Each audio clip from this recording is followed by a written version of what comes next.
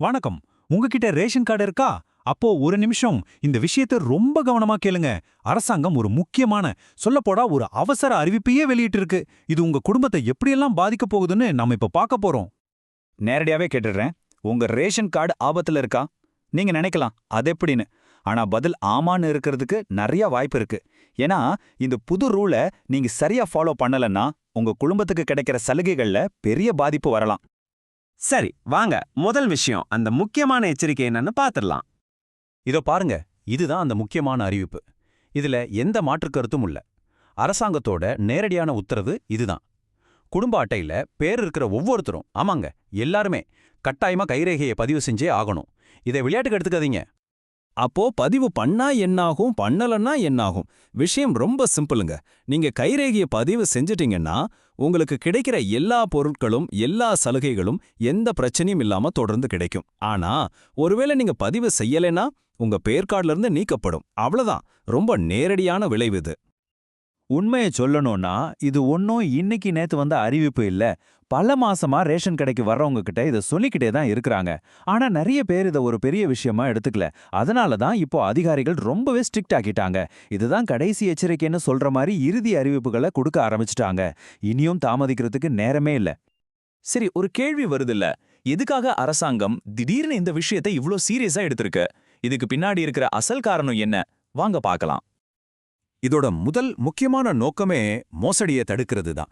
அதாவது தகுதியானவங்களுக்கு போக வேண்டிய ரேஷன் பொருட்கள் நிறைய இடத்துல தகுதி இல்லாதவங்களுக்கும் போலி கார்டுகளுக்கும் போய்கிட்டு இருக்கு.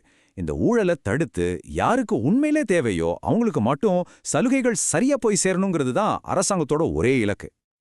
இன்னொரு முக்கியமான விஷயம் என்னன்னா, இது நம்ம மாநில அரசு மட்டும் தனியா எடுக்கிற முடிவு கிடையாது. இது மத்திய அரசும் மாநில அரசும் சேர்ந்து செயல்படுத்துற ஒரு பெரிய திட்டம். அதனால தான் இதுக்கு இவ்வளவு முக்கியத்துவம் கொடுத்து ரொம்ப தீவிரமா இதை அமல்படுத்துறாங்க. இத ரொம்ப கவனமா கேளுங்க. இது நேரடியா உங்க வீட்டு பட்ஜெட்டை பாதிக்கிற விஷயம். ஏன்னா உங்க ரேஷன் கார்டுல எத்தனை பேரோட பேர் இருக்கோ அதோட அடிப்படையில தான் மாசம் மாசம் அரிசி, பருப்பு எல்லாம் கொடுக்கறாங்க. இப்போ ஒருத்தரோட பேர் கைரேகை வைக்காததுனால நீக்கப்பட்டா கூட உங்களுக்கு வர்ற பொருட்களோட அளவு உடனே குறைஞ்சிடும். சரி, இவ்ளோ சொல்றீங்களே, இதுக்கு என்னதான் தீர்வு? நாம என்னதான் செய்யணும்னு நீங்க கேட்கலாம். பயப்படாதீங்க, இதுக்காக நீங்க அலைய வேண்டியதில்ல. ரொம்ப ரொம்ப சுலபமான ஒரு வேலை தான் இது. பாருங்க எவ்வளவு சிம்பிளான ஸ்டெப்ஸ்னு. முதல்ல உங்க ஏரியா ரேஷன் கடைக்கு போங்க. ரெண்டாவது அங்க இருக்கிற அந்த மிஷின்ல உங்க கைரேகையை பதிவு பண்ணுங்க. அவ்வளவுதாங்க. இந்த முழு வேலையை முடியறதுக்கு ஒரு சில நிமிஷம் தான் ஆகும். அதுக்கு மேல ஆகாது.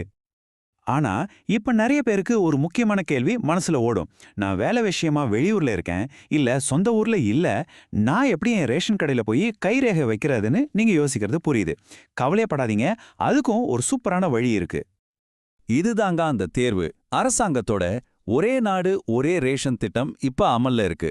இந்த திட்டத்தின்படி நீங்க தமிழ்நாட்டுல இல்ல இந்தியால எந்த மூலையில இருந்தாலும் சரி, உங்க பக்கத்துல இருக்கிற எந்த ரேஷன் கடைக்கு வேணும்னாலும் போய் உங்க கைரேகையை ஈஸியா பதிவு செஞ்சுக்கலாம். இதுக்காக நீங்க சொந்த ஊருக்கு போகணும்னு எந்த அவசியமும் இல்ல. சரி, இப்ப நம்ம கடைசி பகுதிக்கு வந்திருக்கோம். இது ரொம்ப ரொம்ப முக்கியமான பகுதி. இந்த வேலையை ஏன் கொஞ்சம் கூட தள்ளி போடாம உடனே செய்யணும்னு சொல்றேன், கவனமா கேளுங்க. இதுல இருக்கிற பெரிய சிக்கலே இதுதான். அரசாங்கம் இதுக்குன்னு ஒரு கடைசி தேதியெல்லாம் அறிவிக்கல. அதனால அவங்க பேர் நீக்கிற வேலையை எப்ப வேணாலும் ஆரம்பிக்கலாம். நாளைக்கே கூட ஆரம்பிக்கலாம். அதனால அப்புறம் பார்த்துக்கலான்னு மட்டும் தயவு செஞ்சு தள்ளி போடாதீங்க. உங்களுக்கு எப்ப டைம் கிடைக்குதோ அப்பவே போய் இந்த வேலையை முடிச்சிடுங்க. இதை திரும்பவும் நான் ஞாபகப்படுத்துறேன், மனசுல நல்லா வச்சுக்கோங்க. உங்க குடும்பத்துல ஒருத்தரோட பேரு நீக்கப்பட்டா கூட உங்க வீட்டுக்கு வர ரேஷன் பொருட்களோட அளவு உடனே குறைக்கப்படும். இதை நேரடியா உங்க மாச பட்ஜெட்டை பாதிக்கும், சமையலறையில தாக்கத்தை ஏற்படுத்தும். ஆக இதை அரசாங்கம் சொல்ற ஒரு கட்டாய வேலையா மட்டும் பார்க்காதீங்க. இது உங்க குடும்பத்தோட உரிமையை பாதுகாக்கிற ஒரு முக்கியமான விஷயம்.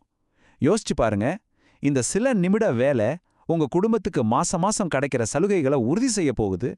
நீங்க உங்க குடும்பத்தோட உரிமைகளை பாதுகாக்க தயாரா? அப்போ இனியும் தாமதிக்காதீங்க, உடனே செயல்படுங்க.